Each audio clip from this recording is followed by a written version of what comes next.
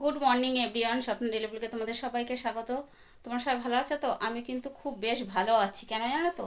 খুব বেশ ভালো আছি কথাটার মানে তো অবশ্যই আছে। তো মেজদিকে নিয়ে আবার হসপিটালে ভর্তি করতে হয়েছিল, অ্যাম্বুলেন্সে নিয়ে গেছিলাম। তো হঠাৎ করে তা তোমাদের তো সেটা ভিডিওতে দেখায়নি এবং জানাইও নি। তো এই সব তাল এইসব মনের মধ্যে একটা দুশ্চিন্তাতে মানে খুব ভালোই আছি। মানে ভালো থাকলেও মাথার মধ্যে ওইসব টেনশনগুলো হচ্ছে, কাজ করছে। মানে মন মেজাজ একদমই কারোরই ভালো না, বাড়িতে সবারই, আমার একার না, সবারই একটা চিন্তা দুশ্চিন্তা মাথার মধ্যে ঘুরছে। তো এই মিলিয়ে মিশে খুব ভালো আছি। তো ভর্তি করেছি, তোমাদের জানায়নি, ভিডিওতেও দেখায়নি। তো আজকে তার ছুটি। আর কাগজে লিখে দিয়েছে যে এমআরআই হবে। তো এখান থেকে এখন গাড়ি যাবে, গাড়িতে যাব আমি একাই। আর ওখানে আছে হসপিটালে মেজো যা মেজো ভাসুর, ওরা আসবে গাড়িতে।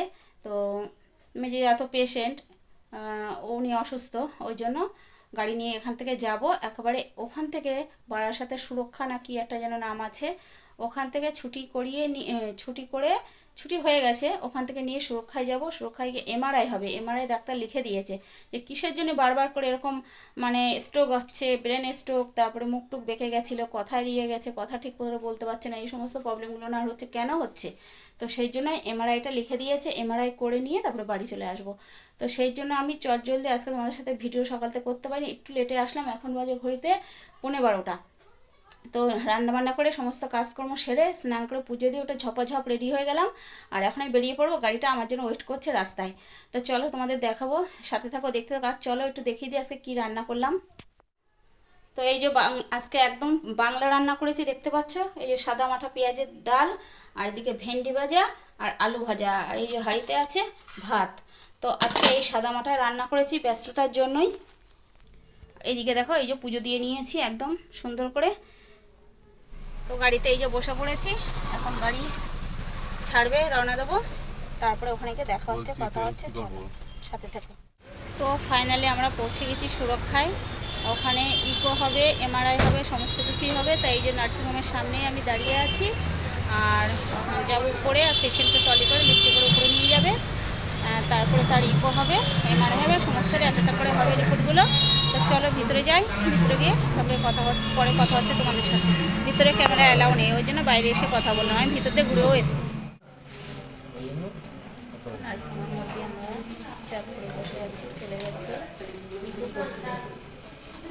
উপরে আসবে, তারপরে এমআরআই হবে, তারপরে আমাদের বাড়ি।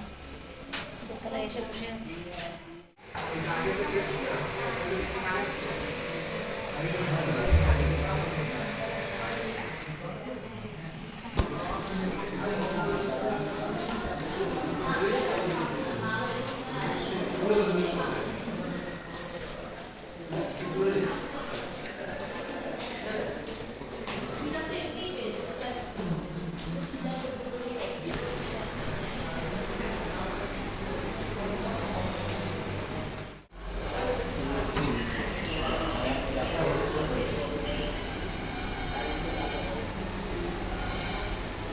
দিত যে না, পেশেন্ট খারাপ আছে, ছাড়া যাবে না, পেশেন্ট ভর্তি থাকবে, তুমি তো ভালোই আছো, এই জন্য তো ছেড়ে দিয়েছে।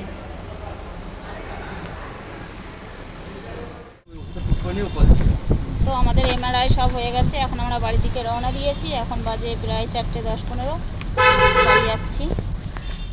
এইমাত্র বাড়ি আসলাম, ঘড়িতে এখন 5:45।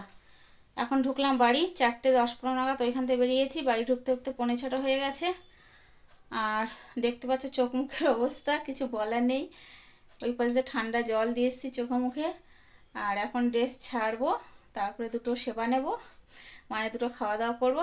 তারপরে শরীরটা একদম বিছানায়, মেজদারও শরীরটা খারাপ করেছে, অস্থির লাগছে শরীরের মধ্যে। এসি চালিয়ে দিচ্ছে, গাড়িতে এসি চালিয়ে দিয়ে তারপরে নিয়ে আসা হলো। মেজদারও শরীরটা অসুস্থ করছে, চ্যান না, খাওয়া না, ঘুম না, ওনারও অসুস্থ।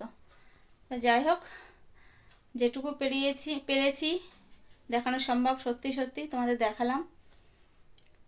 তোমরা দেখতে পেলে, আশা করি দেখবে, কেউ স্কিপ করে যাবে না ভিডিওটা, ব্লগটা। ভিডিও তো বলা ভুল হবে, ব্লগটা ভুল হবে, এই ব্লগটাই ঠিক হবে বলা। তো সবাই দেখবে, তো এটাই আশা করব, তোমার কাছে বিশ্বাস রাখবো। তো চলো, দেখা হচ্ছে কি আগামীকাল নতুন আরেকটি এরকম ব্লগের সাথে, তাই তো। তো চলো, টাটা। ভালো লাগলে লাইক কমেন্ট শেয়ার।